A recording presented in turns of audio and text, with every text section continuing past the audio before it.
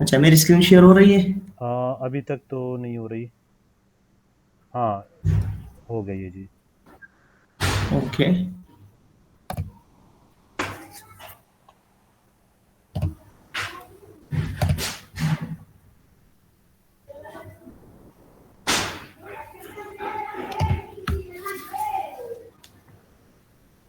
जब recording start हो जाए तो सर मुझे बताना, ठीक है सर जी स्टार्ट भाई? है जी, बिल्कुल स्टार्ट है जी। ओके। अच्छा, मैंने सिर्फ ये किया है कि एप्लीकेशन पहले से इंस्टॉल की है, बिल्कुल फ्रेश न्यू एप्लीकेशन है। और उसमें जो मैंने सब डेटा है उसको उड़ा दिया है और यहाँ पे एक H1 दिया है। और ग्लोबल में जो अदर सेलिंग्स थी वो सब कुछ हटाया है। लेकिन यहाँ पे मैं एक गलती कर चुका हूँ, मैं टेलविन यहाँ पे इम्पोज किया है। लेकिन फिक्र ना करो, मैं टेलविन यूज़ नहीं करूँगा। ठीक है। अच्छा साजिद भाई, बिस्मिल्लाह करो। अच्छा जी, आज जो टॉपिक्स हैं वो तो स्टार्ट हम उससे लेंगे, ग्रुप राउट से लेंगे। ग्रुप राउट्स मतलब उसका मकसद सिर्फ ये होता है ना कि आप अपने जितने भी राउट्स हैं, जिस तरह आप लोकल होस्ट स्लैश अबाउट या जो भी आपकी डिफरेंट आपके पास होती हैं, राउट्स होती हैं, उनको सिर्फ ग्रुप करना होता है।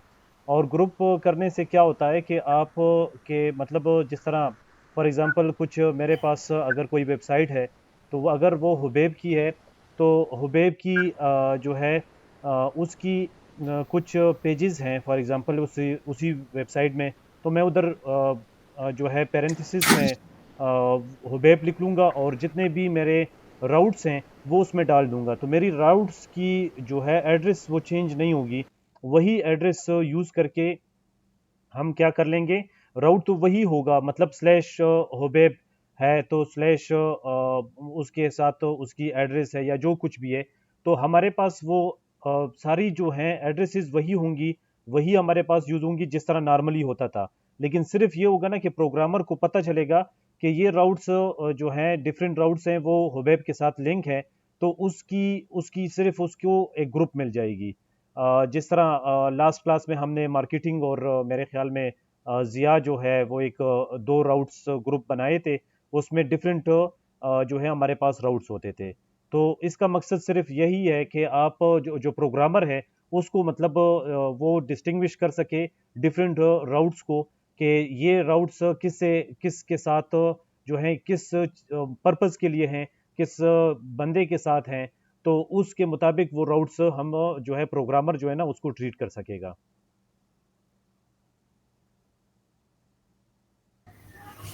अच्छा, गुड। अच्छा, यहाँ पर अगर किसी को मसला हो तो काइंडली आप पूछ सकते हैं, नहीं तो हम यहाँ पे जी फिर कोडिंग पूछ सकते हैं। अच्छा, तो ग्रुप राउट यूजुअली जब हम क्रिएट करते हैं तो अच्छा, यहाँ पे एक चीज़ मैं ऐड करना चाहूँगा कि यूजुअली ऐप के अंदर हम जो भी डायरेक्टरी बनाते हैं वो हमारी बाय डिफ़ॉल्ट एक राउट होती है। ठीक है? यहाँ पर अगर मैं एक न्यू फ़ोल्डर बनाऊँगा और इसको नाम दे दूँगा हुबैब, ठीक है? और इसमें अगर मैं पेज.tsx बना लेता हूँ, ठीक है? और यहाँ पे मैं एक रिएक्ट का जो फंक्शन है, अच्छा, ये मैं यहाँ पे चला रहा हूँ, तो अब यहाँ पे पेज प्रिंट होगा, इसको मैं फॉरवर्ड स्लैश ऐसा हुबैब एक्सेस कर सकता हूँ। ठीक है? तो नेक्स्ट जेएस ने अभी ये राउटिंग जो इस तरह से सेट की है, ये इन्होंने डिफ़ॉल्ट सेट की है। ऐप के अंदर हम जो भी डायरेक्टरी बनाएँगे, वो हमारी बाय डिफ़ॉल्ट एक लिंक जनरेट होगा। अच्छा, अगर हम इससे बचना चाहेंगे, जिस तरह साजिद भाई ने एक्सप्लेन किया कि हम ग्रुप राउटिंग करना चाहें और स्पेसिफिक पर्पस के लिए, तो यहाँ पे हम एक ऐप के अंदर एक न्यू फ़ोल्डर बनाएँगे, लेकिन उस फ़ोल्डर को हम इस पैरेंथेसिस के अंदर उसका नाम लिख लेंगे। मतलब यहाँ पे मार्केटिंग हो गया, ठीक है? मार्केटिंग नाम मैंने यहाँ पे दे दिया।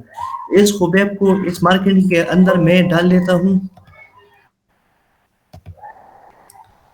क्या मसला है?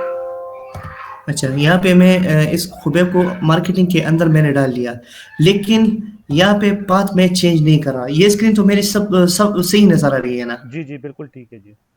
अच्छा, यहाँ पे पाथ देखो, लोकल होस्ट कोलन 3000 हुबैब। ठीक है, मैं पेज को दोबारा रिफ्रेश कर रहा हूँ, सेम डेटा। अच्छा, यहाँ पे मैं पेज में थोड़ा सा चेंज कर देता हूँ ताकि आपको नजर आ जाए। ठीक है, यहाँ पे मैंने अपना नाम दे दिया।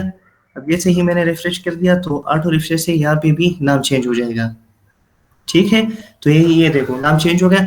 डायरेक्ट जो राउट है ना, उस पे हमारा कोई फर्क नहीं पड़ा इस ग्रुप राउटिंग से। ठीक है, तो ग्रुप राउटिंग हम यूजुअली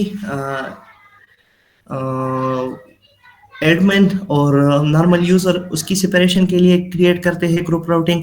या जिस तरह साजिद भाई ने बताया, हम इस तरह अगर एक पोर्शन पे मैं काम कर रहा हूँ तो उसको मैं अपना नाम दे दूंगा। ठीक है, उसको मैं हुबैब दे दूंगा। एक बड़ा एप्लीकेशन है जिसमें बहुत से डेवलपर्स हो, तो एक ग्रुप राउट में उसको दे दूंगा कि ये पोर्शन जो है ये हुबैब हैंडल कर रहा है, दूसरा पोर्शन ये साजिद हैंडल कर रहा है, तीसरा पोर्शन ये कोई तीसरा बंदा हमारे पास हो, साद हो या वगैरह, ये वो हमारे साथ हैंडल कर रहा है। तो ठीक है, हम अपने अपने नाम उसको दे देंगे उस ग्रुप राउटिंग में। तो फिर होगा ये, जो पेज मैं क्रिएट करूंगा इस ग्रुप राउटिंग के अंदर, जो डायरेक्टरी मैं क्रिएट करूंगा, वो हमारी जो वेबसाइट की राउट है उस पर फर्क नहीं पड़ेगा इससे। ठीक है, राउट हमारी बनेगी सेम, लेकिन हमें पता चलेगा कि ये कोड किसके हिस्से में था, ये कोड किसके हिस्से में था। इससे एक तो हमारी पहचान भी हो जाती है, और दूसरी इसकी यूज केसेस थोड़ी सी एडवांस है, उस पर अब हम नहीं जाते। लेकिन अभी आपके लिए इतना ही काफी है कि हम इसमें ग्रुपिंग कर सकते हैं और ग्रुप में इसको तकसीम कर सकते हैं। अच्छा, if any question so kindly ask, if not we so we can move on. जी बस क्लियर है हुबैब भाई, आगे टॉपिक पढ़ लेते हैं। ठीक है, डायनेमिक पे तो आ जाओ जी सजीद जी भाई। बिल्कुल जी। अच्छा, डायनेमिक राउट्स हमारे पास ये है ना कि फॉर एग्जांपल अगर आप अपने जो है वेबसाइट में देख लें, तो यहाँ पर हमारे पास अभी जो करंटली है वो हमारे पास लोकल होस्ट पर एक पेज है जो हमारे पास डिस्प्ले करता है कोई भी, मतलब कोई भी इंफॉर्मेशन है। दूसरा हमारे पास हुबैब है, स्लैश हुबैब है, तो इसमें हमारे पास कुछ इंफॉर्मेशन डिस्प्ले हो रही है, हुबैब डिस्प्ले हो रहा है। ठीक है, तो ये हमारे पास दो पेजेस हैं। तो ये तो स्टैटिक पेजेस हो गई, जो आप राउट क्रिएट करोगे वही हमारे पास क्या होगा कि वो वही हमारे पास शो होगा, और हमारे पास कुछ एक्स्ट्रा और राउट्स नहीं है। ठीक है, लेकिन इस तरह तो हमारे पास डिफरेंट वेबसाइट्स आते हैं। अगर आप देखो तो हमारे पास जो है फेसबुक हो गया, ऐसे डिफरेंट यूट्यूब के लोगों के चैनल्स हो गए। तो ये तो नहीं होगा ना कि हर एक यूज़र के लिए फिर क्या करें कि फेसबुक अगर देख लें तो फेसबुक हर एक यूज़र के लिए अलग अलग से उसके पेजेस बनाएगा। तो इस सिचुएशन को हैंडल करने के लिए वो चाहते, अगर फॉर एग्जांपल आप चाहते हो कि मेरे पास ऐसे डिफरेंट जो है राउट्स जनरेट हो, यूज़र जो भी लॉगिन हो उसके मुताबिक उसके पेजेस जनरेट हो, तो ऐसे हालात में हमारे पास डायनेमिक राउट्स की कंसेप्ट आती है। और उसमें हम ये करते हैं कि हम चाहते हैं कि एक ही पेज में बनाऊं, और जब भी क्या करूं, उसके जो डिफरेंट यूज़र्स आते हैं उसके मुताबिक उसी के लिए एक अलग से पेज बन जाए, और वो खुद ही बन जाए, डायनेमिकली ही बन जाए। तो ये हमारे पास एक कंसेप्ट आ जाता है डायनेमिक राउट्स का। तो अगर यहाँ पर कोई मसला है तो पूछ लें, फिर आगे हुबैब भाई प्रैक्टिकली भी करा देंगे और एक्सप्लेन भी कर देंगे।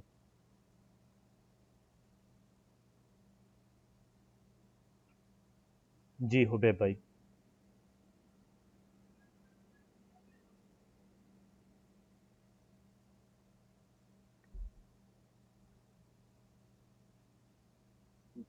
हुबैब भाई आपका माइक तो म्यूट नहीं है, देख लें। सॉरी गाइस यहाँ। अच्छा, तो डायनामिक राउट जो है वो ज़रूरी नहीं है कि हम सिर्फ ऐप डायरेक्टरी के अंदर ही क्रिएट करें। अच्छा, डायनामिक राउट में इस वेब डायरेक्टरी के अंदर भी क्रिएट कर सकता हूँ। ठीक है, लेकिन अब समझाने के लिए मैं यहाँ पे ऐप राउट में ही क्रिएट कर देता हूँ। अच्छा, डायनेमिक राउट क्रिएट करने के लिए हम यहाँ पे स्क्वायर ब्रैकेट्स इस्तेमाल करते हैं। ठीक है, स्टार्टिंग और क्लोजिंग हम स्क्वायर ब्रैकेट के अंदर कर लेते हैं, और यहाँ पे हम जो हमारी रिक्वायरमेंट होगी यहाँ पे हम उसको पास कर देते हैं।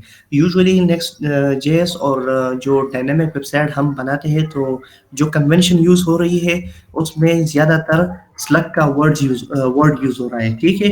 तो इस वर्ड को आमतौर पर हम डायनेमिकली ऐसा स्लग ही यूज़ करते हैं, लेकिन अभी के लिए हम नेम का ही ये वाला नाम यूज़ कर सकते हैं, ठीक है? अच्छा, इसके अंदर फिर मुझे एक page.tsx बनाना होगा, ठीक है? अगर ये डायरेक्टरी मैंने बना ली और page.tsx मैंने नहीं बनाई, तो यहाँ पे एरर आएगा। अच्छा, यहाँ से मैं ये वाला पेज डिलीट कर देता हूँ, ठीक है? ये वाला पेज मैंने डिलीट कर दिया। अच्छा, अब मैं अपने नाम की जो डायरेक्टरी है उसको एक रिफ्रेश करूँगा। इसको जब मैं रिफ्रेश करूँगा तो ये मुझे 404 एरर देगा, क्योंकि यहाँ पे page.tsx फाइल की नाम फाइल नाम की कोई चीज़ है ही नहीं, ठीक है? जी अब ये देखो, वेट फॉर लोकल होस्ट।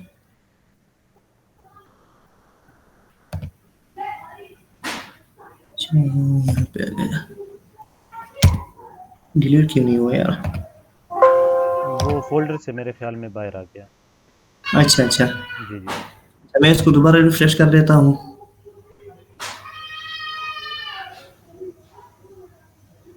ये हुबैब ही डिलीट कर दें तो शायद, ये फोल्डर ही डिलीट कर दें तो नहीं, शायद उसमें कोई प्रॉब्लम आ रही है।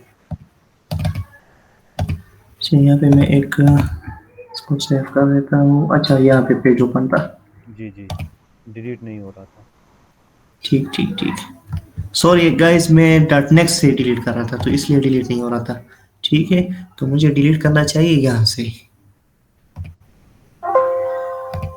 अच्छा, उस पे ज़्यादा फोकस ना करें, इंशाल्लाह उसको कुछ देर में फिर हम समझा देंगे, अभी तो नहीं, लेकिन जब वक्त आएगा तो फिर समझा देंगे। अब ये देखो, ठीक है? 404 एरर हमारे पास आया। 404 this page could not be found. Directory है हमारे पास, लेकिन डायरेक्टरी एम्प्टी है हमारे पास, उसमें हमारे पास कुछ भी नहीं है, तो यहाँ पे हमारे पास एरर आ रहा है। अच्छा, एक वो डायनेमिक फोल्डर कहाँ गया? वो आपने उधर बनाया था, नेक्स्ट में मेरे ख्याल में बना दिया था। नेक्स्ट पे बनाया था हाँ, शायद वहाँ पर मसला ये आ गया था। आप शायद। ठीक है, खैर है, दोबारा वो नया फ़ोल्डर अच्छा, मैं बना एक दें, में दोबारा डायनेमिक एक वाला। में दोबारा बना जी, देता जी। हूँ। अच्छा, डायनेमिक को हम यूजुअली स्क्वायर ब्रैकेट्स के अंदर लिख लेते हैं, ठीक है? तो यहाँ पे मैं पहले नेम न्यू फ़ोल्डर बनाएँगे, जी, और उसके बाद उसमें जो है स्क्वायर ब्रैकेट के अंदर जो भी आप नाम दोगे वो हमारे पास उसी नेम के थ्रू ही हम फिर एक्सेस करेंगे। एग्ज़ैक्टली। लेकिन कन्वेंशन ये है कि हम स्लग यूज़ करें, ठीक है? जी, लेकिन यहाँ पे मैं स्लग नहीं यूज़ कर रहा हूँ, सिर्फ नेम ही आपको समझाने के लिए। इसके अंदर मैं दोबारा page.tsx बना लेता हूँ और यहाँ पे RFCE सिस्टम में तो लैग नहीं आ रहा। नहीं, खैर है, कोई इतना ज़्यादा नहीं है। अच्छा, RFCE फंक्शन मैंने चलाई, ठीक है? जी, असल में ये वही फंक्शन है, लेकिन यहाँ पे मैं एक एरो फंक्शन यूज़ कर रहा हूँ। यहाँ पे मैं इसको थोड़ा सा एक्सप्लेन कर देता हूँ। मैं एक सिंपल कॉन्स्ट पेज क्रिएट कर रहा हूँ और यहाँ पे एक एरो फंक्शन मैं इसमें स्टोर कर रहा हूँ इस पेज के वेरिएबल में, ठीक है? और इस फंक्शन में मैं सिर्फ रिटर्न कर रहा हूँ, इस फंक्शन को मैं सिर्फ रिटर्न कर रहा हूँ और रिटर्न में मैं सिर्फ डिफ को रिटर्न करा रहा हूँ, ठीक है? यहाँ पे मेरे पास है एक्सपोर्ट डिफॉल्ट पेज और इसको मैं इस तरह से एक्सपोर्ट करा रहा हूँ। अच्छा, इसमें तो कोई कंफ्यूजन नहीं है ना? अच्छा, तो डायनामिक पेज क्रिएट करने के लिए हम पैरम्स का वर्ड यूज़ करेंगे। अच्छा, पैरम्स, ठीक है? इसमें पैरम्स का वर्ड मैंने यूज़ किया और फिर इसका डेटा टाइप भी हम बताएँगे। डेटा टाइप हम इसलिए बता रहे हैं क्योंकि ये हम टाइपस्क्रिप्ट यूज़ कर रहे हैं। आप अगर यहाँ पे गौर करें तो हम page.tsx यूज़ कर रहे हैं, ठीक है? तो यहाँ पे हमें बताया गया है कि binding element params implicitly has an any type, ठीक है? तो जैसा हमने प्रीवियसली पढ़ा था कि हम नहीं चाहेंगे कि हम एनी को जो है जितना हो सके इग्नोर करेंगे। टाइपस्क्रिप्ट हम इसी वजह से यूज कर रहे हैं। अच्छा, यहाँ पे हम डिस्ट्रक्चरिंग कर रहे हैं। ठीक है, डिस्ट्रक्चरिंग कर रहे हैं, इस पैरम को हम डिस्ट्रक्चर कर रहे हैं। अच्छा, यहाँ पे multiple purpose sorry multiple things आ सकते हैं, लेकिन हम यहाँ पे सिर्फ पैरम्स को ग्रेप कर रहे हैं। अच्छा, इसको डिस्ट्रक्चर करने के लिए हम यहाँ पे दोबारा पेरेंट्स लिख लेंगे, और पेरेंट्स के अंदर हमारे पास नेम ऐसा ऑब्जेक्ट होगा। ठीक है, और इसकी डेटा टाइप हमारे पास क्या है, स्ट्रिंग है। ठीक है, अब जब हम इसको यूज करेंगे तो हमारे पास एरर नहीं आएगा। अच्छा, रिएक्ट कंपोनेंट के अंदर जब भी हम जावास्क्रिप्ट यूज करेंगे तो उसके लिए हम ये वाले ब्रैकेट्स यूज करेंगे। सॉरी गाइस, नाम भूल गया इसका। करली करली ब्रेसेस होंगे, ठीक है। सॉरी, कर्ली ब्रेसेस यूज करेंगे। ठीक है, तो कर्ली ब्रेसेस मैंने डाल लिए। अच्छा, इसके बाद मैं इस पेरेंट्स का जो वेरिएबल है इसको मैं यूज करूंगा। ठीक है, और इसके अंदर जो हम डेटा कैच कर रहे हैं उसको मैं यूज कर लूंगा। ठीक है, लेकिन यहाँ पे मैंने सिर्फ इसको सिंपल कर दिया है, तो इसके साथ एक थोड़ा सा टेक्स्ट भी कर लेते हैं। Hello world from. ठीक है, तो अब आएगा हेलो वर्ल्ड फ्रॉम, और जो नाम मैं यहाँ पे डालूंगा, जो स्ट्रिंग में यहाँ पे डालूंगा यूआरएल में, वो यहाँ पे प्रिंट हो जाएगा। ठीक है, तो इसको सेव कर लेते हैं और इसको एक्सेस करने की कोशिश कर लेते हैं। अच्छा, हुबैब नाम की डायरेक्टरी ऑलरेडी हमारे पास है, लेकिन उस पर page.tsx नहीं है। अब भी अगर मैं इसको एक्सेस करने की कोशिश करूंगा तो मुझे एरर आएगा, क्योंकि डायरेक्टरी हमारे पास वहाँ रिजर्व पड़ी है। अच्छा, यहाँ पे मैं इसको साजिद नाम दे देता हूँ और एंटर कर लेता हूँ। अब ये हमारे पास हेलो वर्ल्ड फ्रॉम साजिद यहाँ पे प्रिंट करा देगा। ठीक है, हेलो वर्ल्ड फ्रॉम साजिद। अच्छा, जिस तरह मैंने आपको बताया था कि यूजुअली हम यहाँ पे स्लग यूज करते हैं, तो मैं इसको दोबारा से ऐसा स्लग चेंज कर लेता हूँ। अच्छा, इसको मैं स्लग कर लेता हूँ। ठीक है, अब स्लग मैंने जब जैसे ही कर दिया,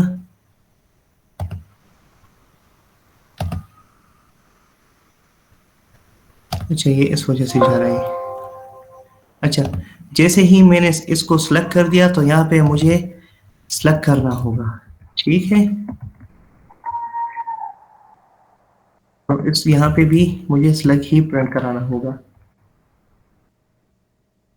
अच्छा, इसको मैं सेव कर रहा हूँ। सेम वही काम हमारे पास अब यहाँ पे भी होगा। ठीक है, अच्छा आप जरा मुझे थोड़ा सा टाइम दे। आई थिंक ये एक्सप्लेन हो चुका है। अगर इसमें कोई मसला हो तो पूछ दीजिएगा, मैं दोबारा रिपीट कर दूंगा, नहीं तो हम आगे दूसरे टॉपिक पे बढ़ते हैं। अच्छा, एक चीज़ मैं यहाँ पर ऐड कर दूँ हुबैब भाई। जी अ, साजिद भाई। जी जी, आवाज़ आ रही है मेरी? जी जी, आ रही है। अच्छा, मैं ये ऐड करना चाहता हूँ ना कि इनको ये सिर्फ पता हो कि ये पेरेम्स है क्या।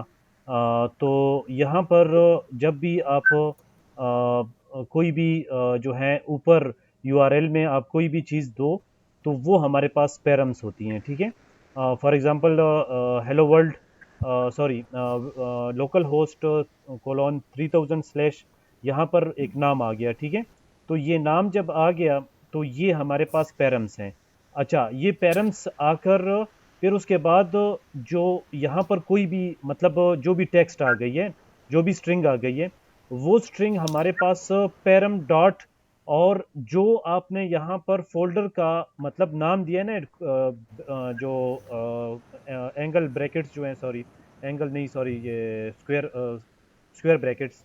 तो इन स्क्वायर ब्रैकेट्स में आपके आपने जो नाम दिया है ना, वो चीज़ यहाँ पर आ जाएगी। फॉर एग्जांपल यहाँ पर आपने साजिद दिया है, तो वो स्लग में आ गया। अच्छा, फिर ये क्या होगा, पैरम्स डॉट स्लग के थ्रू आपके पास वो आएगा। तो आप जब भी उसको पेज पर डिस्प्ले करना चाहो तो पैरम्स डॉट स्लग होगा। तो ये वो कंसेप्ट था ना कि आपके पास डायनेमिक जो राउट्स हैं वो आपके पास इसी तरीके से जनरेट होती हैं। जो भी आप नाम दोगे, जिस तरह हुबैब भाई ने स्लग यूज़ किया, पहले नेम यूज़ किया था, तो यहाँ पर स्क्वायर ब्रैकेट्स में भी वो नेम आया था। और यहाँ पर भी जो है एक फंक्शन के जो पैरामीटर्स हैं उसमें भी आपके पास स्लग ही आया था। तो यहाँ पर जो भी हमारे पास स्लैश के बाद जो भी टेक्स्ट आएगी वो पैरम डॉट उस नेम में आएगी। वो नेम आपके पास स्लग भी हो सकता है, नेम भी हो सकता है।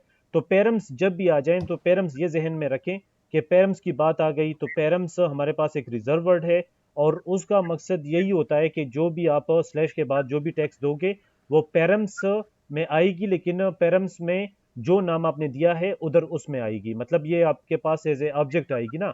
ऑब्जेक्ट में भी आप कोई प्रॉपर्टीज एक्सेस करना चाहो तो फॉर एग्जांपल ऑब्जेक्ट में कोई भी प्रॉपर्टी हो तो ओबीजे एक ऑब्जेक्ट है और उसमें कोई भी प्रॉपर्टी हो तो डॉट यूज करके हम उस प्रॉपर्टी तक एक्सेस कर सकते हैं।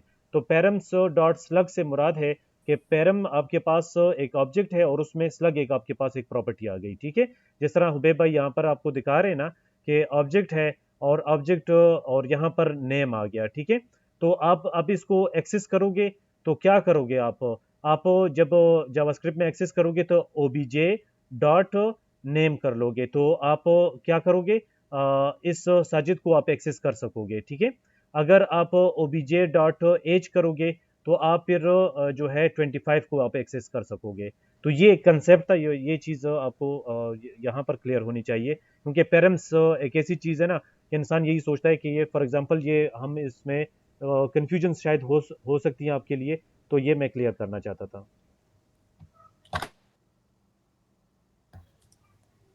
अच्छा, यहाँ पे अगर किसी को मसला हो तो काइंडली बता दीजिएगा, पूछ लीजिएगा, ताकि हम दोबारा से एक्सप्लेन करा दें, नहीं तो हम अगले टॉपिक पे बढ़ते हैं। अस्सलाम वालेकुम सर, ये आपने स्लग वहाँ पे जब डिफाइन किया है तो यहाँ पे साजिद सर का नेम कैसे आ गया है ये? अच्छा, जैसा कि हमने बताया डायनेमिकली डेटा पास कर रहे हैं। ठीक है, यहाँ पे मैंने स्लग यूज किया है और यहाँ पे डिस्ट्रक्चरिंग मैंने पेरेंट्स की है, और पेरेंट्स की का डेटा जो मैंने बताया है, डेटा टाइप मैंने बताया कि इसमें एक ऑब्जेक्ट है। ठीक है, ऑब्जेक्ट में हमारे पास वैल्यू है स्लग, जिसका डेटा टाइप है स्ट्रिंग। क्लियर है, और इस स्ट्रिंग को हम एक्सेस कैसे करेंगे, यहाँ पे पैरम्स डॉट स्लग, जिस तरह मैंने नीचे एग्जांपल में दिखा दिया। एक मिनट। अच्छा, मैंने यहाँ पे एक सिंपल ऑब्जेक्ट बना दी। ऑब्जेक्ट में हमारे पास नेम है, नेम में हमारे पास ये हमारे पास की होगी, और इसकी वैल्यू हमारे पास क्या है, साजिद। दूसरी की हमारे पास एज है और इसकी वैल्यू क्या है, 25। अच्छा, अब जब मैं इस साजिद को एक्सेस करूंगा तो मैं इस तरीके से एक्सेस करूंगा, मैं इस ऑब्जेक्ट को और फिर डॉट नेम से इसको मैं इस तरह से एक्सेस करूंगा। जब ऑब्जेक्ट डॉट नेम में कॉल करूंगा, कंसोल करूंगा, तो यहाँ पे मेरे साथ क्या प्रिंट हो जाएगा, साजिद प्रिंट हो जाएगा। अच्छा, जब मैं एज को करूंगा तो मेरे साथ 25 प्रिंट हो जाएगा। सिमिलरली यही कंसेप्ट यहाँ पे भी अप्लाई हो रहा है। पेरेंट्स में हम एक ऑब्जेक्ट को पास करा रहे हैं, और ऑब्जेक्ट में हमारे पास यहाँ पे एक स्लग है। ये वाला स्लग और ये वाला स्लग जो है, ये दोनों के नेम्स बराबर होने चाहिए। अगर नेम्स में फर्क होगा तो फिर यहाँ पे डेटा हमारे पास प्रिंट नहीं होगा।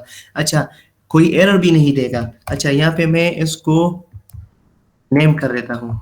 ठीक है, अच्छा यहाँ पे मैंने नेम कर दिया इसको। अब मैं रिफ्रेश कर रहा हूँ तो ये हेलो वर्ल्ड फ्रॉम फौरन आ जाएगा, और इसके बाद कुछ भी नहीं होगा, क्योंकि वहाँ पे उसे पता ही नहीं चल रहा कि डाटा हमें कहाँ से आ रहा है। ठीक है, यहाँ पे हमने डिस्ट्रक्चरिंग नहीं की। क्लियर हो गया, यहाँ पे अभी यहाँ पे कुछ भी नहीं आ रहा, लेकिन दोबारा जैसे ही यहाँ पे मैं सिलेक्ट कर देता हूँ तो यहाँ पे जो वैल्यू मैं यहाँ पे यूआरएल में पास कर रहा हूँ वो यहाँ पे प्रिंट हो जाएगी। ठीक है, तो स्क्वायर ब्रैकेट्स के अंदर जो वैल्यू भी हम पास कर लेते हैं, यहाँ पे हमारा नेम हो गया, स्लग हो गया, तो उसको हमें यहाँ पे भी डिफाइन करना होगा। यहाँ पे हम डिफाइन करेंगे, फिर इसको हम इस तरह से कॉल कर सकेंगे। ठीक है, लेकिन स्लग इसलिए मैंने यूज किया ताकि आप लोगों का माइंडसेट जो है वो बन जाए, और नेक्स्ट जेस की जो कन्वेंशन है उस पे हम स्लग ही यूज करते हैं। अच्छा, सर ये तो बिल्कुल क्लियर, सर ये तो बिल्कुल क्लियर हो गया है। मेरा सिर्फ कहने का पूछने का मकसद ये था कि जो आपने ये स्क्वायर ब्रैकेट्स में स्लग वो किया है, डिफाइन किया है, इसको आपने साजिद सर का नेम कहाँ पे दिया है कि वो जो है ना साइट पे आ रहा है? अच्छा, साजिद नेम यहाँ पे मैंने यूआरएल में पास किया है। ठीक है, यहाँ पे मैं फैसल कर देता हूँ। Okay sir. देखो यहाँ पे फैसल आएगा, ये नेम यहाँ पे हम पास कर रहे, जैसा कि हमने पढ़ा था कि फंक्शन को हम एक आर्गुमेंट्स पास कर लेते हैं। सिमिलरली यहाँ पे भी एक फंक्शन है हमारे पास, उसको हम आर्गुमेंट में पैरम्स पास कर रहे हैं, और पैरम्स में हमारे पास एक ऑब्जेक्ट है, और ऑब्जेक्ट में हमारे पास एक की है, और इसकी वैल्यू क्या है, स्ट्रिंग है हमारे पास। ठीक है, तो यहाँ पे हम इसको आर्गुमेंट पास करें, जो यूआरएल में यहाँ पे मैंने अभी जो फैसल पास किया है ना, ये अब मैं ऐसा आर्गुमेंट पास कर रहा हूँ, ये इस फंक्शन में ग्रैब हो जाएगा। ठीक है, और यहाँ पे डिस्प्ले हो जाएगा, फंक्शन को ये वैल्यू पास हो जाएगी, जैसे हम इसको पैरामीटर से आर्गुमेंट पास करते थे ना, सिमिलरली नॉर्मल फंक्शन में करते थे, सिमिलरली यहाँ पे भी ऐसा ही फंक्शन हो रहा है। उम्मीद है अब थैंक यू सर। इंशाल्लाह आएगा। अच्छा जी जी sir, thank you thank you. जी साजिद। जी। अच्छा, इसके बाद हमारी टॉपिक जो है ना वो एपीआई से है। ठीक है, हमारे पास एपीआई की ज़रूरत क्या आती है, क्यों आती है, वो आप ये सिर्फ समझ लें कि एपीआई ही वो एक प्लेटफॉर्म है जिसके वजह से आप अपने डेटाबेस के साथ इंटरेक्शन कर सकते हो। ठीक है, अब हमारे पास लास्ट क्लास में भी हेल्प डेस्क सेशन में हमने ये बात कही थी कि नेक्स्ट जेएस जो है ना वो हमारे पास एक फुल स्टैक है। ठीक है, फुल स्टैक का मतलब ये है ना कि फुल स्टैक ऐप्स आप इसमें बना सकते हो। फुल स्टैक ऐप्स आपके पास उसमें फ्रंट एंड भी होती है और बैक एंड भी होती है। बैक एंड में आपके पास डेटाबेस होती है। ठीक है, तो उस डेटाबेस के साथ आप कोई भी इंटरेक्शन करना चाहो तो वो आपको एपीआई ही वो फैसिलिटी प्रोवाइड करती है जिसकी वजह से आप जो है उसके साथ इंटरेक्शन कर सकते हो। ठीक है, फॉर एग्जांपल अगर आप चाहते हो ना कि मेरे पास लॉगिन हो, लास्ट क्लास में भी मैंने ये एग्जांपल बताई थी कि आप लॉगिन चाहते हो कि लॉगिन हो जाए, तो लॉगिन के आप यूज़र नेम दोगे, पासवर्ड दोगे, कोई भी वेबसाइट हो तो यूज़र नेम और पासवर्ड आप दोगे, तो वो आप किस तरह कह सकते हो कि ये यूज़र नेम और पासवर्ड कहाँ पर किसके साथ चेक हो जाए। तो बिहाइंड द सीन हमारे पास डेटाबेस पड़ा होगा, डेटाबेस में आपके पास नंबर ऑफ़ यूज़र्स होंगे, वो 10 हैं, 15 हैं, जितने भी यूज़र्स हैं उनका अपना यूज़र नेम और पासवर्ड होगा। तो आप फ्रंट एंड पर आपके पास जो यूज़र नेम होगा वहाँ पर आप यूज़र नेम दे दोगे, पासवर्ड में पासवर्ड दे दोगे। वो यूज़र नेम और पासवर्ड एपीआई के थ्रू क्या होगा, डेटाबेस के पास जाएगा, और आपने ये यूज़ किया होगा ना, अगर मैं फॉर एग्जांपल यूज़र नेम और पासवर्ड देना चाहता हूँ और मैं चाहता हूँ कि ये वहाँ पर चेक हो जाए, तो मैं क्या करूँगा, मैं उनको सेंड करूँगा कोई मेथड यूज़ करके। एपीआई के डिफरेंट मेथड्स हैं, उसके थ्रू हम क्या कर देंगे, यूज़र नेम और पासवर्ड डेटाबेस में पहुँच जाएगा और वो यूज़र नेम और पासवर्ड हमारे पास वहाँ पर चेक हो जाएगा। तो वो चेक करने का मकसद क्या होगा कि फॉर एग्जांपल अगर वो उसमें है तो ठीक है, तो आप उसको अलाउ करें कि वो आगे जाकर जो भी एप्लीकेशन के डिफरेंट फीचर्स हैं वो यूज़ कर सके। तो ये हमारे पास एपीआई का मकसद होता है कि एपीआई आपको एक गेटवे देता है कि आप अपने डेटाबेस के साथ इंटरेक्शन कर सको। अच्छा, एनी क्वेश्चन हियर? अच्छा, दूसरा मैं एक और चीज़ ऐड करना चाहता हूँ। फॉर एग्जांपल आप अपना जो है कोई भी जो है यूज़र को, फॉर एग्जांपल 10 यूज़र्स हैं और एक यूज़र को आप ऐड करना चाहते हो, तो ऐड यूज़र करोगे तो क्या होगा, साइन अप करोगे ना, नॉर्मली जितना हमारे पास प्रोसीजर होता है, साइन अप करते हो, एक फॉर्म फिल करते हो, फॉर्म में आपने डेटा दे दिया, वो डेटा आपने दे दिया तो वो डेटाबेस में स्टोर होगा। डेटाबेस में स्टोर करने के लिए हम क्या करेंगे, हम उसको फॉर एग्जांपल हमारे पास जो है डेटाबेस के साथ इंटरेक्शन करने के लिए जो है हमारे पास डिफरेंट मेथड्स हैं, पोस्ट हो गया, गेट हो गया, पुट हो गया, डिलीट हो गया। तो मैं क्या करूँगा, पोस्ट के फंक्शन यूज़ करके मैं अपना डेटा डेटाबेस में क्रिएट कर दूंगा। डेटाबेस क्रिएट होगी तो कोई फंक्शन यूज़ करूंगा ना, तो उस फॉर्म के जो साइन अप आप करोगे उसके बिहाइंड द सीन हमारे पास एपीआई यूज़ होगी, और एपीआई की कौन सी फंक्शन यूज़ होगी, वो हमारे पास पोस्ट फंक्शन यूज़ होगी। हमारे पास 4 फंक्शंस हमने लास्ट क्लास में भी डिस्कस किए थे। तो पोस्ट फंक्शन यूज़ करके आप वो डेटा बेस में कोई भी एक रिकॉर्ड, एक डेटा स्टोर कर दोगे या क्रिएट कर दोगे। तो ये आपने कर दिया। अच्छा, आप चाहते हो कि मैं डेटा दूं और मैं क्या करूं, वो ऑथेंटिकेट हो कि मेरे पास वो उस डेटाबेस में मौजूद है या नहीं है। तो उसके लिए फिर मैं क्या करूँगा, पोस्ट जो है फंक्शन दोबारा यूज़ करूँगा, उसमें यूज़र नेम एंड पासवर्ड दूंगा, वो वहाँ पर ऑथेंटिकेट होगा और वहाँ से कोई रिस्पांस आ जाएगा। तो ये कर लेंगे। तो ऐसे डिफरेंट मेथड्स यूज़ करके हम अपने डिज़ायर फंक्शंस यूज़ करके डेटाबेस के साथ इंटरेक्शन कर सकते हैं। जी हुबे भाई। अच्छा, उम्मीद है इंशाल्लाह आपको समझ आई होगी। अगर फिर भी कोई मसला हो तो क्वेश्चन पूछ दीजिएगा, नहीं तो फिर हम कोडिंग पे बढ़ते हैं। अच्छा, तो सिमिलरली जैसा हमने राउट डिफाइन करने के लिए एक फ़ोल्डर क्रिएट किया था, सिमिलरली ऐसे ही अप्रोच यहाँ पे भी है। यहाँ पे हम सबसे पहले एपीआई क्रिएट करने के लिए ऐप के अंदर हम एक एपीआई का फ़ोल्डर क्रिएट कर लेते हैं, ठीक है? उस एपीआई के अंदर जो हमारी एपीआई का नाम होगा, उसका नाम हम यहाँ पे असाइन कर लेंगे। अच्छा, यहाँ पे चलो मैं ग्रीटिंग्स ही कर लेता हूँ, ठीक है? अच्छा, अब इसको मैंने ग्रीटिंग्स का नाम दे दिया है। इसके अंदर अब मुझे एक फ़ाइल बनाना होगा। यहाँ पे जैसे इस डायरेक्टरी में मुझे page.tsx बनाना ज़रूरी था। अगर मैं ये ना बनाता तो मुझे 404 एरर आता, मतलब पेज इज़ नॉट फाउंड। अच्छा, यहाँ पे मुझे route.ts, अच्छा, एक चीज़ यहाँ यहाँ काबिल-ए-गौर है कि यहाँ पे हम page.tsx यूज़, हम सिंपल ts यूज़ कर रहे हैं। मतलब सिंपल जब हम एक टाइपस्क्रिप्ट की फ़ाइल बनाते थे, उसी तरह हम यहाँ पे route.ts एक टाइपस्क्रिप्ट की फ़ाइल यूज़ कर रहे हैं। अच्छा, यहाँ पे हम रिएक्ट की कंपोनेंट यूज़ कर रहे थे और यहाँ पे हम सिंपल जो हमारे पास जावास्क्रिप्ट की फ़ाइल थी, हम ये यूज़ कर रहे हैं, लेकिन यहाँ पे हमारे पास टाइपस्क्रिप्ट की फ़ाइल है, जावास्क्रिप्ट की नहीं है। अच्छा, जैसा कि साजिद भाई ने कहा कि लॉगिन होने के लिए हम अपनी यूज़र नेम और पासवर्ड डालते हैं और एक रिक्वेस्ट जाती है जो वेबसाइट हम एक्सेस करना चाहते हैं, वहाँ पे बिहाइंड द सीन कंपैरिज़न होती है। अगर कंपैरिज़न इक्वल हो गई तो हमें लॉगिन कर दिया जाएगा और हम उस वेबसाइट के जो फीचर्स हैं वो यूटिलाइज़ कर सकते हैं। अदरवाइज़ वो हमें एरर देगा कि आप इस वेबसाइट को एक्सेस नहीं कर सकते। अच्छा, तो यहाँ पे एपीआई बनाने के लिए यहाँ पे सिंपल हम एक एक्सपोर्ट फंक्शन लिख लेते हैं, ठीक है? और यहाँ पे मैं एसिंक कर लेता हूँ और एसिंक एरो फंक्शन में कर लेता हूँ, ठीक है? ठीक है, और इसको मैं नाम दे दूँगा गेट। अच्छा, ये नाम जो है ये रिज़र्व्ड नाम है, ठीक है? तो इसको हमें ऐसा ही देना होगा। अच्छा, सॉरी गाइस, यहाँ पे मैं इसको इस तरह से करूँगा, गेट, ठीक है?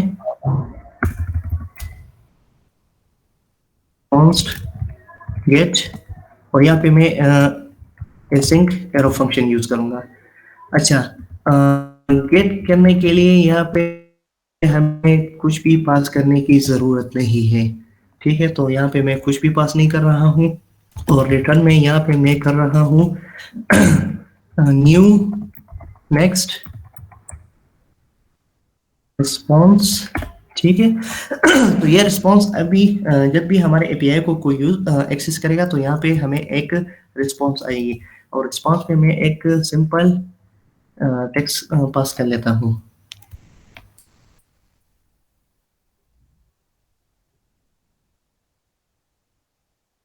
अच्छा, ठीक है, अब इसको मैं सेव कर लेता हूँ और आता हूँ पोस्टमैन पे। अच्छा, आप लोग ये पोस्टमैन जो है वेबसाइट का लिंक भी हुबे भाई ने आपको दिया था, तो ये आप लोग ज़रूर इंस्टॉल करें। एपीआईज़ के साथ इंटरेक्शन करने के लिए आपको बहुत आसानी देती है, क्योंकि आप इंटरेक्शन करना चाहो एपीआई के साथ तो प्रोग्रामेटिकली जो है वो बहुत ज़्यादा आगे आपने कुछ कोडिंग करनी होती है, और ये आसानी से आप एपीआई के साथ आप इंटरेक्शन कर सकते हो एपीआई को यूज़ करके। एपीआई तो बन गई, लेकिन उसके साथ तो आपने कुछ डेटा सेंड करना होता है, उसके थ्रू गेट फंक्शन यूज़ करना होता है, तो वो एक कोडिंग वाला प्रोसेस होता है। यहाँ पर आप डायरेक्ट कर लेते हो, ठीक है? अच्छा, यहाँ पे मैं अपना पहला गेट रिक्वेस्ट भेज रहा हूँ। यहाँ पे जैसे ही मैं इसको रिक्वेस्ट भेजूँगा, तो ये मुझे एक रिस्पॉन्स दे देगा। अच्छा, यहाँ पे मुझे रिस्पॉन्स आ रहा है दिस इज़ एन एपीआई और स्टेटस यहाँ पे हमें आ रहा है ओके। अच्छा, एक चीज़ यहाँ पे मैं ऐड करना चाहूँगा, अगर मैं सिंपल अपने वेबसाइट को रिक्वेस्ट भेजूँगा, जब भी हम अपने वेबसाइट को एक्सेस करेंगे तो यूजुअली हमारे पास ये गेट रिक्वेस्ट ही होगी। मतलब जैसे ही मैं यूट्यूब को एक्सेस करूँगा या फेसबुक को एक्सेस करूँगा तो हम यूजुअली उनको गेट रिक्वेस्ट भेजते हैं। सिमिलरली मैंने अपने वेबसाइट को यहाँ पे जो मेरे लोकल सर्वर पे रनिंग है अब उसको एक रिक्वेस्ट भेज दी तो उसने मुझे रिस्पॉन्स दी, लेकिन उसने एक रिस्पॉन्स मुझे एचटीएमएल में दे दी, ठीक है? क्योंकि यहाँ पे एक एचटीएमएल पेज था तो इसलिए उसने मुझे एक एचटीएमएल पेज में ही रिस्पॉन्स दे दी और स्टेटस मुझे बता रहा है कि ओके है, ठीक है? अच्छा, यहाँ पे मैं वापस अपने एपीआई पे आ जाता हूँ। अच्छा, एपीआई को एक्सेस करने के लिए जो हमारी साइट का नाम है, फिर हम फॉरवर्ड स्लैश एपीआई लगा लेंगे, फिर फॉरवर्ड स्लैश जो हमारे एपीआई का नाम है, यहाँ पे हमारे एपीआई का नाम ग्रीटिंग्स है। तो जैसे ही मैं इस पे क्लिक करूँगा तो मैं ग्रीटिंग्स को एक्सेस कर लूँगा। सर्वर मुझे रिस्पॉन्स दे देगा स्टेटस ओके, ठीक है? इसका एक कंप्लीट मैसेज है, काइंडली इसको भी वक़्त हो तो इसको भी पढ़ लें, ठीक है? अच्छा, तो ये हमें रिस्पॉन्स दे रहा है जो मैसेज वहाँ पे पास हुई थी हमारे सर्वर में, तो सिमिलरली ये मैसेज हमें यहाँ पे रिसीव हो रही है, लेकिन ये मैसेज एक सिंपल टेक्स्ट मैसेज है हमारे पास, ठीक है? अच्छा, यहाँ पे मैंने रिटर्न न्यू नेक्स्ट रिस्पॉन्स कर दिया है। नेक्स्ट रिस्पॉन्स यूजुअली एक क्लास है जो कि नेक्स्ट.जेएस की टीम ने बनाई है और इसमें डिफरेंट डेटा टाइप्स हम पास कर सकते हैं। यहाँ पे आप देखो बॉडी है, इसमें बॉडी में हम क्या कर सकते हैं, बॉडी इनिट नल कर सकते हैं, इसमें अनडिफाइन कर सकते हैं। अच्छा, इनिट पे फिर हम रिस्पॉन्स इनिट कर सकते हैं, अनडिफाइन कर सकते हैं। ये सारा डेटा हम इसमें पास कर सकते हैं। अच्छा, इसकी दूसरी शक्ल हम जेसन जो है यूजुअली एपीआई के ज़रिए से हम जो रिटर्न कराते हैं वो हमारी जेसन फाइल होती है। तो यहाँ पे मैं एक जेसन फाइल अब रिटर्न करा दूँगा। बट हाँ हुबैब उसको भाई, रिटर्न करा। जी, जी। यहाँ पर आपने डॉट लगा दिया ना, तो वो मेथड्स ज़रा इनको बता दें कि कौन कौन से मेथड्स यहाँ पर, ऐसे ही सिर्फ पता चल जाए कि हमारे पास कौन कौन से तरीके हैं यहाँ पर आपके पास ये यूज़ हो सकते हैं। जेसन हो सकता है, और यहाँ पर नेक्स्ट है, ये डिफरेंट पर्पसेस के लिए हैं। फॉर एग्ज़ाम्पल ये भी हो सकता है कि आप कोई यूआरएल में कोई चीज़ देना चाहो, तो मेरे ख्याल में यहाँ पर यूआरएल का भी कुछ है, तो वो अगर आप दोगे तो यूआरएल वाली जो भी जिस तरह हम वहाँ पर पैरम्स होती थी ना, यहाँ पर हमारे पास यूआरएल वाली होती है।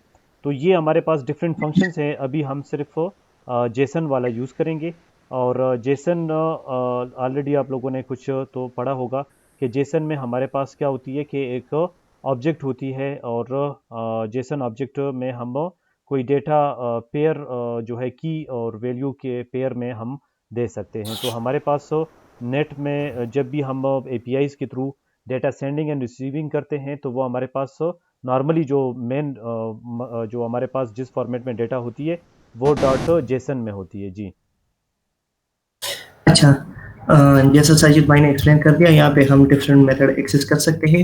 यहाँ पे अगर आप देखें तो ये इसको मेथड बताया गया है।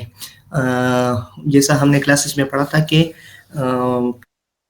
क्लास के अंदर जब हम फंक्शन डिफाइन करते हैं तो हम इसको मेथड का नाम देते हैं। अच्छा, ये हमारे पास एक प्रॉपर्टी हुई। तो जैसा मैंने बताया कि ये एक क्लास है, तो क्लास में हम multiple type of data pass कर सकते हैं, लेकिन यहाँ पे अब हम जो भी रिक्वेस्ट आ रही है उसको हम सिर्फ सिंपल एक जेसन ऑब्जेक्ट वापस करा रहे हैं। अच्छा, यहाँ पे मैं स्टेटस और मैसेज में ओके कर लेता हूँ, ठीक है? और मेथड में कर लेता हूँ रिक्वेस्ट मेथड, ठीक है? यहाँ पे मैं कर लेता हूँ गेट, ठीक है? ताकि हमें वहाँ से पता चले कि हम कौन सा रिक्वेस्ट मेथड यूज़ करा रहे हैं। अच्छा, इसको मैंने हुबैब सेव भाई, कर दिया। आपकी जी। स्क्रीन जो है वो स्टिल है, कोई पता नहीं किस वजह से है।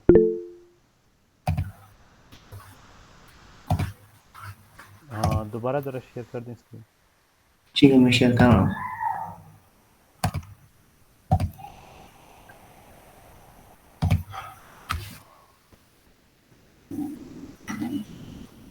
स्क्रीन शेयर हो रही है? जी जी शेयर हो रही है जी। अच्छा, तो यहाँ पे बेसिकली मैं क्या कर रहा हूँ, मैं एक एक जेसन जो है वो वापस जब भी इस सर्वर को रिक्वेस्ट आएगी तो यहाँ पे मैं एक जेसन उसको ऐसा रिस्पांस वापस भेज रहा हूँ। अच्छा, जेसन में यहाँ पे मैंने एक ऑब्जेक्ट क्रिएट कर दी और ऑब्जेक्ट में मैंने यहाँ पे स्टेटस ओके और रिक्वेस्ट मेथड यहाँ पे मैंने गेट कर दिया है। अच्छा, जैसे ही मैं सेंड पे क्लिक कर दूंगा तो यहाँ पे हमारी रिक्वेस्ट चली जाएगी और जो ऑब्जेक्ट वहाँ पे हमें वापस हम यहाँ पे भेज रहे थे तो वो हमें यहाँ पे रिसीव हो गई हमें हमारी पोस्टमैन पे।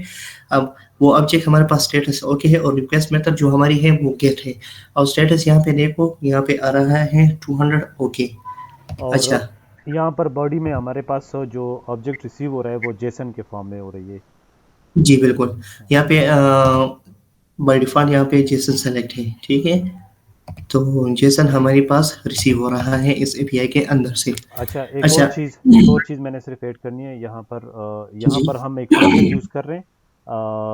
फंक्शन हमारे पास जिस तरह होता है ना, फंक्शन में हम कुछ डेटा दे सकते हैं और उससे कुछ डेटा रिसीव भी कर सकते हैं। तो दो चीज़ें आपके पास है, नेक्स्ट रिस्पॉन्स है और दूसरा हमारे पास नेक्स्ट रिक्वेस्ट होती है, ठीक है। तो अगर कोई फंक्शन जो है वो कोई डेटा लेता है, फॉर एग्जांपल यूज़र एंड से कोई डेटा लेता है, जिस तरह हमने कहा ना कि मैंने अगर साइन अप करना है तो कोई डेटा मैं दूंगा। फॉर एग्जांपल मैंने अपने फॉर्म में फिल कर दिया फर्स्ट नेम लास्ट नेम और कोई चीज़ भी मैंने दे दी। तो वो डेटा जब एपीआई के थ्रू मैं क्या करूँगा, वो डेटाबेस तक लेकर जाऊँगा तो वो मेरे पास फंक्शन के पैरामीटर्स में या आर्गुमेंट्स में वो डेटा आएगी। और वो किसके थ्रू आएगी, वो हमारे पास नेक्स्ट रिक्वेस्ट के थ्रू आएगी। और जब वो आपको कोई रिस्पांस देता है तो वो आपके पास नेक्स्ट रिस्पांस के थ्रू देता है। हमारे पास यहाँ पर नेक्स्ट रिस्पांस ही के थ्रू आपके पास जो पोस्टमैन में हमने कोई रिक्वेस्ट कर दी और उसका रिस्पांस हमने नीचे देख लिया ना कि हमारे पास ओके और स्टेटस ओके और रिक्वेस्ट मेथड गेट जो है वो हमारे पास रिस्पांस आ गया।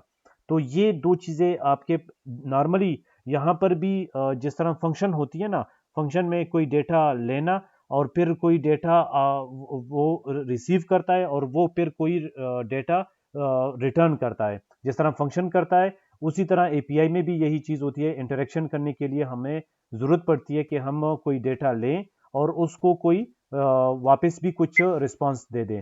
तो यहाँ पर फंक्शन यूज़ हुआ है इसी मकसद के लिए, क्योंकि फंक्शन में भी यही मेथड है, यही तरीका होता है कि आप कोई भी डेटा ले सकते हो और कोई भी डेटा वापस रिस्पॉन्स कर सकते हो। एपीआई हमारे पास इंटरेक्टिव एक मीडियम है जो डेटाबेस के साथ आपको इंटरेक्शन प्रोवाइड करती है।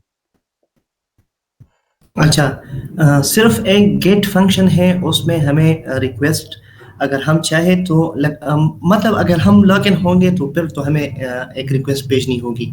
लेकिन अब यहाँ पे जो फंक्शन मैंने क्रिएट की तो इसमें रिक्वेस्ट भेजने की कोई ज़रूरत नहीं, तो इसलिए मैंने यहाँ पे कोई रिक्वेस्ट जो पैराम है वो पैरामीटर जो है वो पास इस फंक्शन को नहीं किया क्योंकि इसमें यहाँ पे हमें ज़रूरत नहीं है। अच्छा, अब पोस्ट में जो है यहाँ पे हमें इसकी रिक्वेस्ट की ज़रूरत है, तो यहाँ पे मैं REQ कर लेता हूँ, शॉर्ट फॉर रिक्वेस्ट, ठीक है? और यहाँ पे मैं एक अपडेट कर लेता हूँ और रिक्वेस्ट इसको मैं ऐसा जेसन इस REQ में सेव कर लेता हूँ।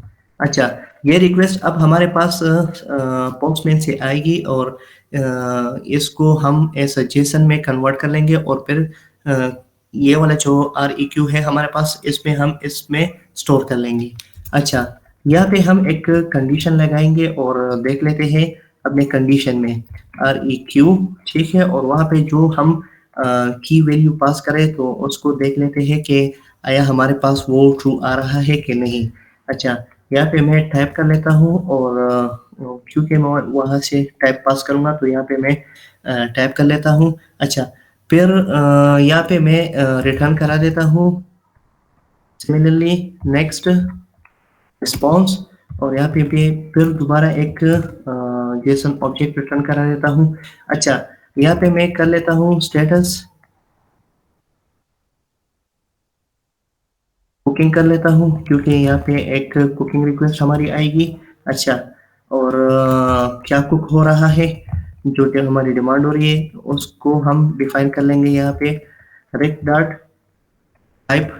ठीक है, ये टाइप हम वहाँ से पास कराएंगे। ठीक है। अच्छा, फिर हम क्वांटिटी कर लेते हैं, क्वांटिटी। अच्छा, और यहाँ पे हम ऑब्जेक्ट डॉट, यहाँ पे मेरे पास रिक्वायर्ड है डॉट क्वांटिटी।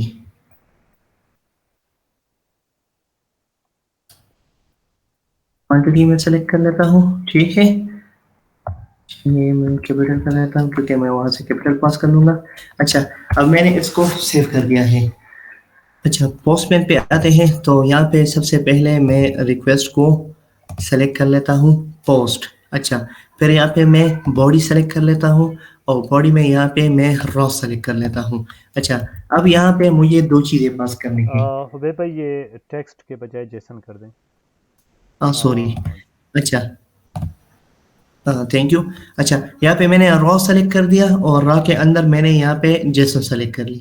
ठीक है, अब यहाँ पे मैं एक ऑब्जेक्ट पास करूंगा। मैं इसकी टाइप बताऊंगा कि क्या कर रहे हैं हम। ठीक है, तो यहाँ पे हम पास कर लेते हैं कुकिंग। ठीक है।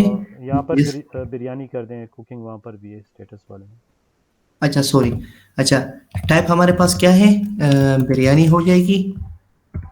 बिरयानी। कोई भी नाम आप दे सकते हो, ठीक है। ठीक है, बस चल ठीक है। हाँ क्वांटिटी हम कर लेते हैं 5 या 10 टैक्स कर लेते हैं, हाँ थोड़ी सी खारिज। क्वांटिटी, हाँ ये स्पेलिंग सिर्फ सही कर दें। जी, क्वांटिटी की स्पेलिंग मेरे ख्याल में मतलब। क्वांटिटी। ठीक है। जी अच्छा, अब ये हम यहाँ से मेथड हम पोस्ट सेलेक्ट कर लेंगे, और एपीआई हमारी ग्रीटिंग ही होगी। अच्छा, यहाँ पे मैं एक और चीज़ ऐड कर लूँगा। जब हमारे पास वापस ऑब्जेक्ट जो हम वापस रिसीव करेंगे अपने एपीआई में, तो यहाँ पे मैं request type, sorry, request method कर लेता हूँ पोस्ट, ताकि हमें पता चले कि हम कौन सी मेथड यूज़ कर रहे हैं वहाँ पे। ठीक है। अच्छा, जैसे ही मैं यहाँ पे रिक्वेस्ट सेंड करूँगा, तो यहाँ पे हमें एक रिस्पॉन्स आएगी। अच्छा, अब ये देखो, हमने रिक्वेस्ट कर ली कि हमारे लिए बिरयानी बनाओ, और क्वांटिटी कितने, 10 स्टेक बनाओ। अच्छा, स्टेटस हमारे पास वापस आ गया कि स्टेटस कुकिंग है। कुकिंग क्या है, बिरयानी है। क्वांटिटी क्या है, 10 स्टेक है। और रिक्वेस्ट मेथड क्या है हमारे पास, पोस्ट है। अच्छा, यहाँ तक कोई मसला हो तो पूछ ले, नहीं तो हम आगे बढ़ते हैं। जी हुबैब भाई, बस सिर्फ एक चीज़ मैं ऐड कर दूंगा कि हम यहाँ पर जी। जो है ना CRUD CRUD हमारे पास ऑपरेशंस होती हैं डेटाबेस में। C used for create, R used for read, U for update and D for delete, ठीक है। तो क्रिएट के लिए हम जो मेथड यूज़ करते हैं वो हमारे पास पोस्ट होती है, जिस तरह हुबैब भाई ने किया। जिस तरह मैंने आपको कहा ना कि आप जब साइन अप करोगे तो आप पोस्ट मेथड यूज़ करोगे। गेट के थ्रू आप जस्ट वन साइडेड डेटा आती है, आप जो है सिर्फ रिस्पांस के लिए जो है वेट करते हो, ठीक है। जिस तरह हुबैब भाई ने किया, वहाँ से हमने कोई जेसन में डेटा सेंड नहीं किया था, वहाँ से ही सिर्फ रिस्पांस आया था, ठीक है। और अपडेट के लिए हमारे पास जो मेथड यूज़ होती है वो पुट यूज़ होती है, कि अगर आप अपने डेटाबेस में कोई डेटा अपडेट करना चाहो, और डिलीट लास्ट वन जो होता है वो आप डिलीट करते हो, ठीक है। तो हमने दो मेथड्स यहाँ पर यूज़ कर दिए, एक पोस्ट और एक गेट। इसके बाद हम पुट यूज़ करेंगे। पुट क्या होगा कि आप अपने डेटाबेस में जो है कोई भी डेटा को अपडेट करना चाहो, चेंज करना चाहो, तो यहाँ पर अगर यही डेटा, यही टेक्स्ट हम उठाएं, सिर्फ पोस्ट के बजाय पुट कर दें, तो इसमें क्या होगा, इसमें भी टू साइडेड डेटा जाएगा भी, और वहाँ से कोई रिस्पांस भी आएगा जेसन फॉर्म में, ठीक है। और डिलीट में क्या होता है, डिलीट में हम सिर्फ जो है क्या करते हैं, उसमें हम डेटा देते हैं कि फॉर एग्जांपल कोई रिकॉर्ड आपने डिलीट करनी है, तो जब भी आप डिलीट करोगे ना, तो आपके पास डेटा जो पड़ी होगी डेटाबेस में कोई आईडी के थ्रू पड़ी होगी, उस आईडी को सिर्फ सेंड करोगे और उसके थ्रू आपके पास डेटा आएगी, रिस्पांस आएगा। लेकिन यहाँ पर हुबैब भाई ने जो रेपो आपके साथ शेयर भी की थी, उसमें कुछ पॉइंट्स बताए थे डिलीट का। डिलीट में ज़रा सिर्फ ये इशू है ना कि वहाँ पर हमारे पास स्टेटस 200 नहीं आती। वजह क्या होती है? क्योंकि हमारे पास वहाँ पर कोई डेटाबेस है ही नहीं कि उसका कोई रिस्पांस आ जाए कि सक्सेसफुली कोई डेटा डिलीट हो गई। तो वो फिर वहाँ पर आपके पास एप्लीकेशन क्या हो जाता है, क्रैश कर लेता है, क्योंकि वहाँ से एक रिस्पांस आनी चाहिए कि फॉर एग्जांपल डेटा डिलीट हो जाए तो उसके बाद आपके पास कोई रिस्पांस आ जाए, तो हमारे पास एप्लीकेशन क्रैश हो जाती है, तो स्टेटस 200 ओके हमारे पास नहीं आती। जी हुबैब भाई। अच्छा, यहाँ पे अब हम अपने जो रिक्वायरमेंट है उसको चेंज कर रहे हैं और हम चाह रहे हैं कि बिरयानी के बजाय जो हंटर बीफ है हम वो ऑर्डर करना चाह रहे हैं। ठीक है, तो खुबैब भाई अस्सलाम वालेकुम। वालेकुम सलाम। अच्छा खुबैब भाई, मेरा एक क्वेश्चन था कि जी जी इस वक्त तो हम पोस्टमैन यूज करके यहाँ पर हम जो है ना मतलब जो भी पोस्ट कर रहे हैं वो हम जेसन फॉर्मेट में लिख रहे हैं, लेकिन जो रियल टाइम में तो ऐसा नहीं होगा ना। रियल टाइम में तो यूजर जो होगा वो तो एक फॉर्म फिल करेगा, ठीक है, लाइक वो पोस्ट करेगा कुछ भी, तो वो किस तरीके से जो है ना यहाँ पर कन्वर्ट होके जेसन के जरिए जो है ना वो मतलब एपीआई के थ्रू कन्वर्ट होगा, वो किस तरीके से होगा? अच्छा, जो आप पूछना चाह रहे हैं वो थोड़ा सा एडवांस है। ठीक है, तो बेसिकली वो हम इस तरह से भी कर सकते हैं कि हम पोस्टमैन से हम पोस्टमैन एक टूल है हमारे पास। जब भी हम एपीआई क्रिएट करेंगे तो हम इससे आसानी से टेस्ट कर सकते हैं कि आया हमारी एपीआई वर्किंग कंडीशन में है कि नहीं है। ठीक है, तो इससे हम डिलीट भी कर सकते हैं, क्रिएट भी कर सकते हैं, अपडेट भी कर सकते हैं और गेट रिक्वेस्ट भी भेज सकते हैं। अच्छा, जो क्वेश्चन आप पूछ रहे हैं तो वो थोड़ा सा एडवांस है और यहाँ पे तो मैं नहीं कवर कर पाऊंगा। हाँ, लेकिन उसमें ये है ना कि आप यहाँ पर जेसन फॉर्म में डेटा सेंड कर रहे हो ना, तो उधर भी हम जेसन में ही सेंड करेंगे। लेकिन वहाँ पर क्या एग्जैक्ट होगा, यहाँ पर जेसन में आप देखो ना, आपके पास पोस्टमैन में टाइप है बिरयानी है, ठीक है ना, तो वहाँ पर आपके पास जेसन ही सेंड होगा। लेकिन वो किस तरह सेंड होगा? यहाँ पर टाइप है ना, टाइप और बिरयानी है, एक ऑब्जेक्ट यहाँ पर आपके पास आ रही है, उसके की और की पेयर वैल्यू है आपके पास, वो जा रही है। तो वहाँ पर भी क्या होगा, आपके पास जो टेक्स्ट बॉक्स होगा, टेक्स्ट बॉक्स की कोई वेरिएबल का कोई नेम होगा, उसके थ्रू आपके पास उसी इसी पेयर के फॉर्म में आपके पास वहाँ पर भी डेटा वो सेंड होगी। फॉर एग्जांपल यूज़र नेम हो गया और उस यूज़र नेम में आपके पास अहमद हो गया, फिर उसके बाद उसका जो है कोई डिजिग्नेशन हो गया, तो डिजिग्नेशन प्लस उसके साथ हमारे पास उसकी वैल्यू जो हम टेक्स्ट में देंगे, वो वैल्यू आपके पास जो टेक्स्ट बॉक्स की होगी वही वैल्यू आपके पास उसमें सेंड होगी। तो इसी जेसन के फॉर्म में आपने डेटा सेंड करना होता है। अच्छा, ठीक है, थैंक यू। यूजुअली अच्छा मशीन हुबैब भाई, 1 मिनट रह गया है तकरीबन, तो हम ये करेंगे ना कि हमारा सेशन टाइम भी ख़त्म हो गया, फिर उसके बाद हमारा नेक्स्ट हमारा ऑनलाइन क्लास है। तो अगर यहाँ तक जितना भी हमने कवर कर दिया ये भी आप कवर कर दो, तो आगे ये दो जो हैं ये फिर इंशाल्लाह क्लास में देखेंगे, अगर टाइम मिला या नेक्स्ट सेशन में देख लेंगे। जी हुबैब भाई, आप वाइंड अप कर लें अगर कोई चीज़ आप कहना चाहें तो। अच्छा, मैं बस यही कहना चाहता कि एपीआई और जो सर्वर के दरमियान जो डिस्कशन होती है, मैं इस तरह कहूँगा, डिस्कशन वर्ड्स तो हम यूज़ नहीं कर सकते, लेकिन सिंपलिसिटी के लिए मैं इस तरह कह रहा हूँ कि डिस्कशन होती है वो यूजुअली जेसन ऑब्जेक्ट के थ्रू ही होती है। जेसन ऑब्जेक्ट जो हमारा है ना, अब ये एक यूनिवर्सल स्टैंडर्ड बन चुका है।